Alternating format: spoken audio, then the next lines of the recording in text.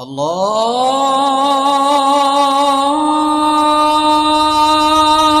আকবার, আল্লাহু আকবার। যারা আল্লাহর রাস্তায় দান করেন, যারা আল্লাহর হককে আদায় করেন, আল্লাহর হুদুদের যারা হেফাজত করেন, আল্লাহ তাবারক ওয়া তাআলা তাদেরকে কতটুকু ভালোবাসেন। তাই কবি বলছেন, এই সুন্দর ফুল সুন্দর ফল মিঠা নদীর পালে, খোদা তোমার মেহেরবানি, খোদা তোমার মেহেরবানি। এই শস্য শ্যামল ফসল ভরা মাঠের ডালে খানি, খোদা তোমার মেহেরবানি, খোদা তোমার মেহেরবানি। তুমি কত দিলে রত ভাই বেরাদার পুত্র সজন, খোদা পেলে অন্ন যোগা মানি চাই না মানি, খোদা তোমার মেহেরবানি, আল্লাহ তোমার মেহেরবানি। আল্লাহ রাব্বুল আলামিন আমাদেরকে সব কিছু দিয়ে আল্লাহ আমাদের প্রয়োজনকে মিটিয়েছেন। তো আমি একটা মুসলিম শরীফের আপনাদের হাদিস শোনাই। হাদিসের রাবি হলেন হযরত আবু হুরায়রা রাদিয়াল্লাহু তাআলা আনহু। বিশ্বনবী বলছেন, বাইনামা রাজুলুন ইয়ামশি বিফালাতিন মিনাল আরজ, যারা আল্লাহর রাস্তায় দান করেন আল্লাহ তার জন্য যথেষ্ট হয়ে যায়। কেমন করে? আল্লাহ নবী বলছেন, একজন ব্যক্তি বাইনামা রাজুলুন ইয়ামশি বিফালাতিন মিনাল আরজ, একজন লোক রাস্তা দিয়ে জঙ্গল জঙ্গল হেঁটে চলে যাচ্ছে। হঠাৎ করে সে যেন দেখল আসমানে মেঘমালা যেন উঠে গেল, একটা মেঘের বাদলের যেন ঢিমা হয়ে গেল, আর সেই আকাশ থেকে যেন একটা আওয়াজ বের হয়ে আসলো, একটা শব্দ শুনতে পেল। কি শব্দ? ইসকে হাদিকাত ফুলানিন। এই লোকটি, যে লোকটি রাস্তায় জঙ্গল জঙ্গলে হেঁটে হেঁটে যাচ্ছিল, হঠাৎ করে একটা শব্দ শুনল যে অমুক বান্দার বাগানে, অমুক বান্দার বাগিচাতে আল্লাহ রাব্বুল আলামিনের গায়বী আওয়াজ যেন আকাশ থেকে যেন ভেসে আসলো। ওই আওয়াজটা যেন তার কানে এসে পৌঁছিল। ইসকে হাদিকাত ফুলানিন, যে তার বাগানে, তার বাগিচাতে পানি সরবরাহ করে দেওয়া হোক, জলের ব্যবস্থা করে দেওয়া হোক। ওই বান্দাটি যেন এবার দেখলো যে হঠাৎ করে আকাশে মেঘের ছলখানা, মেঘের ঢিমাখানা যেন আলাদা হয়ে যেন চলতে আরম্ভ করলো। ওই লোকটি এবার বলছেন, আমিও যেন ওই মেঘের সাথে সাথে চলতে আরম্ভ করলাম। যেতে দেখলাম হড়হড় করে, কড়কড় করে বিদ্যুতের গর্জন শুরু হয়ে গেল। আল্লাহ রাব্বুল আলামিন ওই আকাশ থেকে যেন পানি বর্ষণ শুরু করে দিলেন। বলুন সুবহানাল্লাহ। বন্ধুরে আমার, ওই যে লোকটি যেই মেঘের আওয়াজ শুনেছিল, ওই লোকটি আবার সাথে যেতে দেখছেন একটা লোক যেন ইউহাব্বিলু বিমিসহাতিহি। আল্লাহ রাব্বুল আলামিন নবী বলছেন যে ওই লোকটি একখানা হাতে কোদাল নিয়ে সে যেন পানিগুলিকে কাটাচ্ছে আর তার বাগানের দিকে নিয়ে যাচ্ছে। আল্লাহ রাব্বুল আলামিনের ওই বান্দা এবার সে আশ্চর্য ঘটনা দেখে ওই লোকটিকে জিজ্ঞাসা করলো, ও আল্লাহর বান্দা, মা ইসমুকা ইয়া আব্দুল্লাহ, ও আল্লাহর বান্দা তুমি আর নাম কি, তোমার নাম কি তুমি বলো তো। সে বলতে আরম্ভ করলো, লিমাযা তাসআলুনি ইসমি, তুমি আমাকে কেন আমার নাম জিজ্ঞাসা করছো? বলছে এই জন্য জিজ্ঞাসা করলাম যে আজ তোমার জমিনে, তোমার বাগানে আল্লাহ কাছ থেকে পানির বর্ষণের ব্যবস্থা করলো। আশেপাশে আনাচে কানাচে যতগুলি জমি আছে, কোন জায়গায় পানির ব্যবস্থা নাই, তুমি কোন এমন আমল করছো যে আল্লাহ তাবারক ওয়া তাআলা তোমার বাগানে তোমার জমিনে নির্দিষ্ট করে পানির ব্যবস্থা করেছে। সে সাথে বলতে আরম্ভ করলো যে আমার নামটা হচ্ছে অমুক। ওই বান্দা এবার বলতে লাগলেন যে যেই নামটা তুমি বলেছো ওই নামটা আমি আল্লাহ আকাশ থেকে গাইবি আওয়াজটা শুনেছি। বন্ধুরে আমার, অবশেষে লোকটাকে জিজ্ঞাসা করলো ওই আল্লাহর মুমিন বান্দাকে, ও আল্লাহর বান্দা তুমি কোন কাজ করছো যে আল্লাহ তাবারক ওয়া তাআলা তোমার নাম ধরে ধরে আসমান থেকে পানির ব্যবস্থা করে দিচ্ছে? এবার ওই লোকটি বলতে লাগলো যে আমি এই মালকে, এই বাগানের ফলকে আমি 3 ভাগে ভাগ করে দিই। একটা ভাগ আমি খাই, আমার সন্তানদেরকে নিয়ে খাই, আহলে আয়ালদেরকে নিয়ে খাই। দ্বিতীয় ভাগটা আমি বাগানের আগামী বছরের খরচের জন্য রাখি। তৃতীয় নম্বর ভাগটা আমি গরিব মিসকিনদের মধ্যে আমি বিলীন করে দিই। এটাই হলো আমার দস্তুর রসুল। আল্লাহ তাবারক ওয়া তাআলা বলছেন, বান্দারে আমাকে যদি তুই চিনিস, আমার সাথে যদি তোর সম্পর্ক ভালো হয়, আমি আল্লাহ তোর জন্য ব্যবস্থা করে দেব।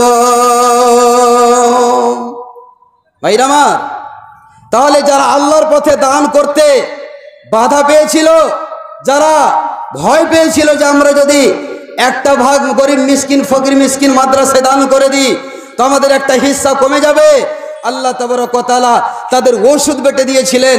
আর এই বান্দা যেই 3 ভাগে ভাগ করে একটা ভাগ আল্লাহর রাস্তায় দান করে দিয়েছিলেন, আল্লাহ তাবারক ওয়া তাআলা নিজে স্বয়ং আকাশ থেকে আওয়াজ পাঠাচ্ছেন, এ মেঘমালা যাও, তুমি আমার অমুক বান্দার বাগানে অমুক বান্দার জমিনে তুমি পানির ব্যবস্থা করে দাও। বলুন সুবহানাল্লাহ।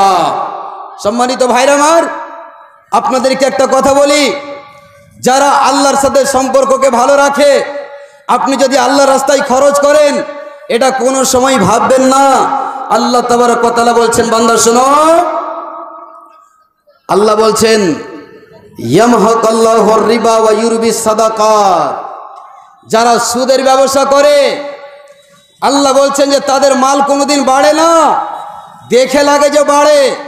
আপনাকে একটা উদাহরণ দিই, আমরা যখন ছোট ছিলাম বাল্যকালে মাকে দেখতাম দুধে যখন জাল দিত, দেখবেন যখন বেশি জাল হয়ে যায় আগুনের তাপমাত্রাটা বেড়ে যায়, দেখবেন তখন কি হয়, দুধখানা নিচু থেকে উপর দিকে একবারে ফেনা হয়ে উপর দিকে উঠে আসে কিনা ভাই?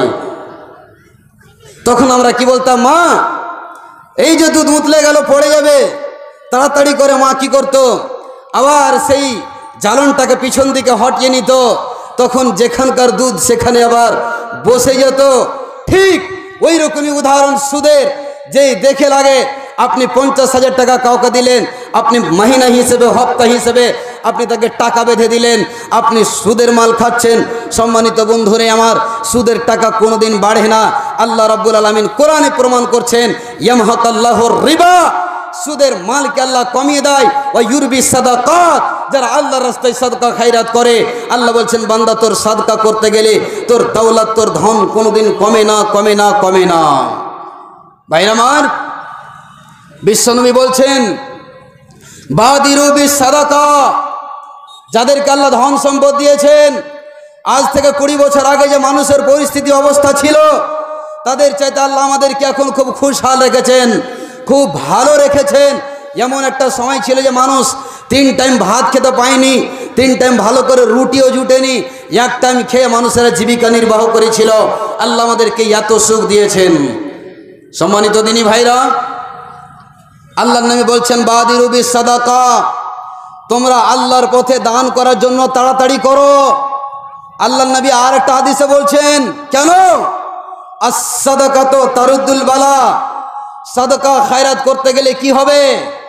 বালা মুসিবত, আল্লাহর গজব ও আযাব আপনার দূরে সরে যাবে।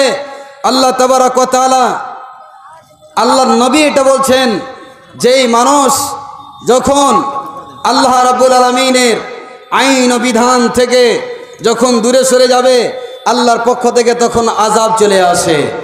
এখন বর্তমান সারা বিশ্বে একটা অসুখের নাম ছড়িয়ে পড়েছে, যেই অসুখের নামটা আপনাদের কাছে সকলেরই জানা, আপনার সোশ্যাল মিডিয়ার সাথে জড়িত, যেই অসুখটার নাম হচ্ছে করোনা ভাইরাস। নাম শুনেছেন ভাই? আমার চেয়ে আপনারা বেশি জ্ঞান রাখেন, যেহেতু আপনারা মোবাইল নিয়ে বেশি ব্যস্ত থাকেন।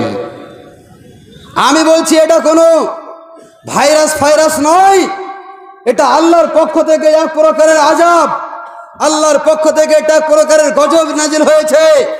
যেই অসুখের জন্য কোনো ওষুধ মেডিসিন ইনজেকশন তৈরি হয়নি, যার জন্য কোনো ট্যাবলেট ক্যাপসুল তৈরি হয়নি, কোনো সায়েন্টিস্ট, কোনো ডাক্তার, কোনো মহাজ্ঞানী মহাপণ্ডিত কোনো ওষুধ মেডিসিন ট্রিটমেন্ট বের করতে পারেনি, তাহলে এটাকে ভাইরাস বলা যাবে না, কিছুই বলা যাবে না। এটাকে বলতে হবে আল্লাহর পক্ষ থেকে গজব এসেছে, গজব। ভাইরা আমার, নবী মুসা আলাইহিস সালামের জামানাতে সামেরি একটা ভুল করে দিয়েছিল। নবী মুসা আলাইহিস সালাম আল্লাহর সাথে দেখা করতে গিয়েছিলেন, কথা বলতে গেছিলেন। আল্লাহ তাবারক ওয়া তাআলার নবী মুসা আলাইহিস সালাম তার ছোট ভাই হারুন আলাইহিস সালামকে রেখে গিয়েছিলেন। সেই সামেরি একটা সোনার তৈরি করা বাছুরের আগাদিকে সবাইকে পরামর্শ দিয়ে সাজদা করতে লাগিয়ে দিয়েছিল। নবী মুসা যখন আসলেন, দেখছেন যে সবাই সোনার তৈরি করা বাছুরের সামনে সবাই সাজদা করছে। নবী মুসা আলাইহিস সালাম খুব রাগান্বিত নবী ছিলেন। ছোট ভাই হারুনের দাড়িটি ধরে মুখে মুখে কিলাইতে আরম্ভ করলেন, মারতে আরম্ভ করলেন। যখনই মারতে আরম্ভ করলেন, তাঁর ছোট ভাই হযরতে হারুন আলাইহিস সালাম বললেন, ইয়া ইবনা উম্মা লা তাখুস বিলিহিয়াতি ওয়ালা বিরাসি, এ আমার মায়ের বেটা, এ আমার ভাই, আমার দাড়ি ধরিও না, আমার চুল ধরিও না, আমাকে আর অপমান করিও না, আমাকে আর মারিও না, আমাকে আর বেজ্জতি করিও না। ভাইরা আমার, যখন তাকে মাটির সাথে হেঁচড়ানো হলো, ঘেঁষটানো হলো, নবী মুসা আলাইহিস সালাম নিজের ভাইকে এই অন্যায় দেখে সহ্য করতে পারলেন না, যে তুমি থাকতে কেন, তুই থাকতে এরা কেন আল্লাহকে ছেড়ে দিয়ে সোনার তৈরি করা বাছুরের আগাদিকে সাজদা করতে লাগলো, তুই থাকতে এত বড় অন্যায় কেন হলো? ভাইরা আমার, আজ ভাইয়ের সামনে বড় ভাই বসে আছে, ছোট ভাই মোবাইলে ইউটিউব চালাচ্ছে, টিকটক চালাচ্ছে। আজ বর্তমান মোবাইল আসাতে হায়া শরম লাজ লিহাজ, বড়র ইজ্জত ছোটর স্নেহ আজকে সব শেষ হয়ে গেছে। সম্মানিত দিনী ভাইরা আমার, বন্ধুরে আমার, এমন একটা জামানা ছিল আমরা ওস্তাদকে দেখে সাইকেল থেকে নেমে গেছি, ওস্তাদকে দেখে থরথর করে কেঁপেছি। আজকের সভায়, আজকের জালসাজে মৌলানা মুজাম্মিল হক সাহেব শাইখুল হাদিস জামিয়া রাহিমিয়া দারুল উলুম কাতলামারি থেকে এসেছেন, আমার শ্রদ্ধেয় শিক্ষক সাহেব। তিনি আমার পরে আসবেন দেখে ভয় পেতাম, ডরিয়ে যেতাম, থরথর করে কাঁপতাম, ভয়ে অন্য রাস্তা দিয়ে যেতাম। এমন এখন একটা যুগ এসে গেল, ওস্তাদের ইজ্জত নাই, কদর নেই। ওস্তাদের সামনে হ্যাঁ হ্যাঁ করে দাঁত বের করে হাসছে।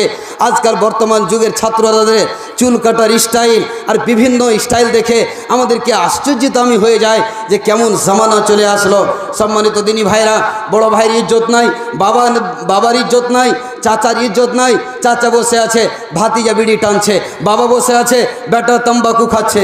এই তো বর্তমান পরিস্থিতির যুগ। সম্মানিত দিনী ভাইরা, হযরতে মুসা আলাইহিস সালাম মারতে আরম্ভ করলেন।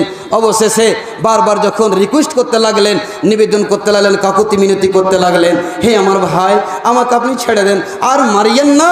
নবী মুসা আলাইহিস সালাম ছেড়ে দিলেন। তারপরে চলে গেলেন কোথায়? ওই সামেরির কাছে, যেই সামেরি তাদেরকে পরামর্শ দিয়ে সোনার একটা বাছুর বানিয়ে সবাইকে সাজদা করতে বলেছিল।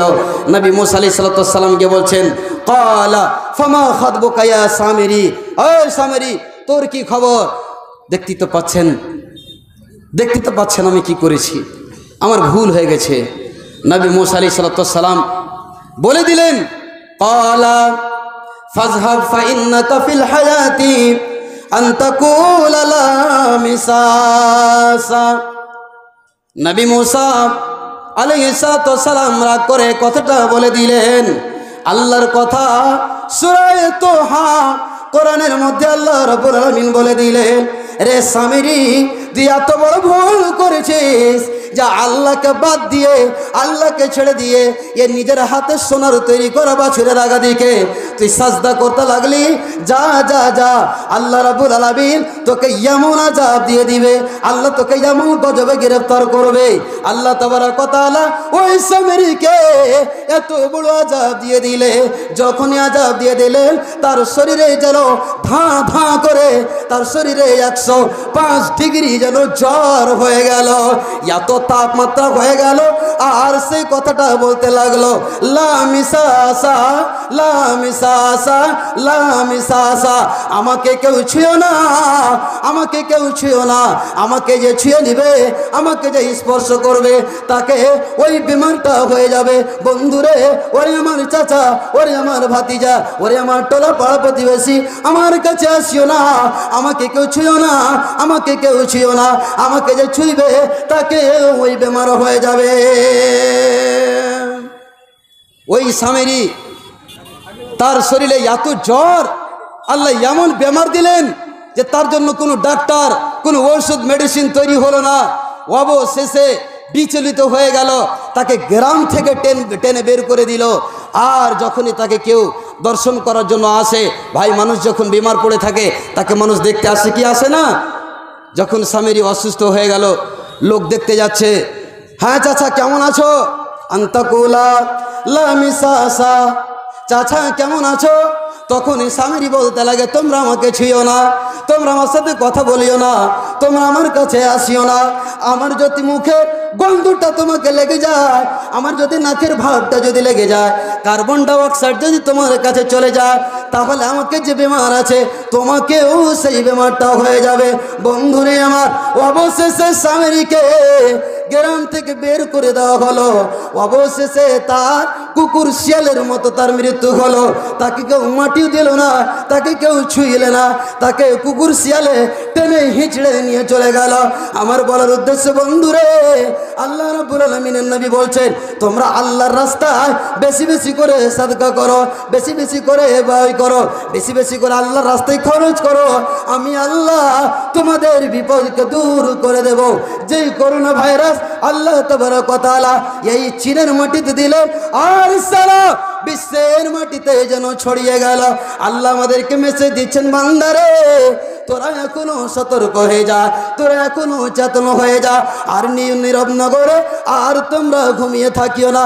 এসো এসো আমার দরবারে, আমাকে তোরা স্মরণ কর, আমি আল্লাহ ওই মারাত্মক বেমার থেকে, মারাত্মক অসুখ থেকে আমি আল্লাহ তোদেরকে বাঁচিয়ে নেব। ভাইরামা, একে বলা হয় আল্লাহর আযাব। আজ যদি কোনো ছেলে, কোনো মানুষ যদি মাস্ক না গিয়ে ঘুরছে লাখে, হাসতে হাসতে বলছে হবে তখন নাকি করোনা ভাইরাস ধরে নিয়েছে, কথাটা মজা করে বলছে, জি না, খবরদার মজা করবেন না। করোনা ভাইরাস এটা খুব ডেঞ্জার ডিজিজ, খুব খতরনাক বিমার, ডেঞ্জার অসুখ। যেই অসুখের আজ পর্যন্ত কোনো ওষুধ বের হয়নি। চীনের মাটিতে যেই সমস্ত লোককে হয়েছে, যখনই তার যাঞ্চ করা হচ্ছে সাথে সাথে তাকে গুলি করে মেরে ফেলে দেওয়া হচ্ছে। ওই লোকটার যদি গন্ধ কাউকে লেগে যায় তো ওই লোকটাকে অসুখটাও হয়ে যাবে। সম্মানিত দিনী ভাইরা, এমন কোন অসুখ আছে যে মানুষের শ্বাস লেগে যেতে গেলেই হয়ে যায়? আছে একটা অসুখ যাকে এইডসের বেমার বলা হয়। বেমারটার নাম কি বললাম? এইডস। খুব খতরনাক বিমার। যারা ওই সমস্ত ব্যভিচারিণী নারীদের সাথে, যারা ওই সমস্ত যারা নিজের শারীরিক ব্যবসা করে, এক কথায় যারা মাহাল্লাতে বসে থাকে 500, 200, 800, 1000 টাকা দিয়ে যারা যায়, আর যারা নিজের জনক্ষুধা নিবারণ করেন, সম্মানিত দিনী ভাইরা, কথাটা বলতে হইতে গেলে কড়া হয়ে যাবে।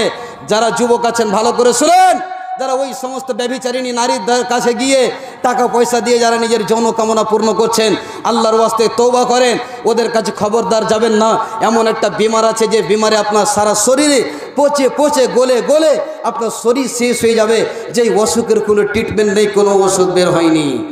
সম্মানিত ভাইরা আমার, নেপালে বিশ্ব ইজতেমা হলো, সারা বিশ্বের লোক অ্যালাউড ছিল, কিন্তু চীনের মানুষকে আসতে দেওয়া হয়নি। কেন? তাদের যদি গন্ধ লেগে যায়, শ্বাস লেগে যায়, তাহলে আমার সারা ভারতবর্ষে এই অসুখ ছড়িয়ে যাবে, নেপালে ছড়িয়ে যাবে। ভাইরা আমার, বন্ধুরে আমার, সেই সামেরির মতো আল্লাহ গজব নাজেল করে দিলেন চীনের মাটিতে। যতদিন বাঁচবি রে সামেরি, তুই বলতেই থাকবি লা মিসাসা, আমাকে কেউ ছুঁয়ো না, আমাকে কেউ ছুঁয়ো না। সম্মানিত দিনী ভাইরা আমার, বন্ধুরা, আল্লাহ রাব্বুল আলামিন বলছেন, ওয়ামা আসাবাকুম মিন মুসিবাতিন ফাবিমা কাসাবাত আইদিন নাস আইদিকুম ওয়া ইয়াফু আন কাসীর। আল্লাহ তাবারক ওয়া তাআলা বলছেন, তোমাদের যখন ব্যবহার, তোমাদের ক্যারেক্টার খারাপ হয়ে যাবে, তখন আমি আল্লাহ এমন অসুখ দেব, এমন মহামারী দেব, এমন কলেরার বেমার দেব, যেই বেমারের কোনো চিকিৎসা নাই। যারা বৃদ্ধ মানুষ, বয়স্ক মানুষ, তারা জানেন এমন একটা জামানা ছিল ওই সময়তে মানুষকে কলেরার বেমার হতো না ভাই, হতো না বাপজানের আমার। 1 টাকা মাটি দিয়ে আসলেন, আর এক পাড়া প্রতিবেশীর বাড়িতে একটা লোক মরে পড়ে আছে, 1 টাকা মাটি দিয়ে আসলেন, আর একটা লোকের মৃত্যু হয়ে গেল। মানুষ কবর খুঁড়তে, বাঁশ কাটতে, কাফন কিনতে ব্যস্ততা থাকতো। ওটা হচ্ছে মহামারী অসুখের বেমারের কথা। আল্লাহ নবী সাল্লাল্লাহু আলাইহি সাল্লাম আমাদেরকে সমস্ত ডেঞ্জার ডিজিজ থেকে, খতরনাক বিমার থেকে আমাদেরকে পানাহ চাইতে বলেছেন। আল্লাহ রাব্বুল আলামিনের নবী একটা দোয়া করতেন, আল্লাহুম্মা ইন্নী আউযু বিকা মিন সাইয়্যিল আসকাম। হে আল্লাহ, তোমার কাছে আমি সেই বড়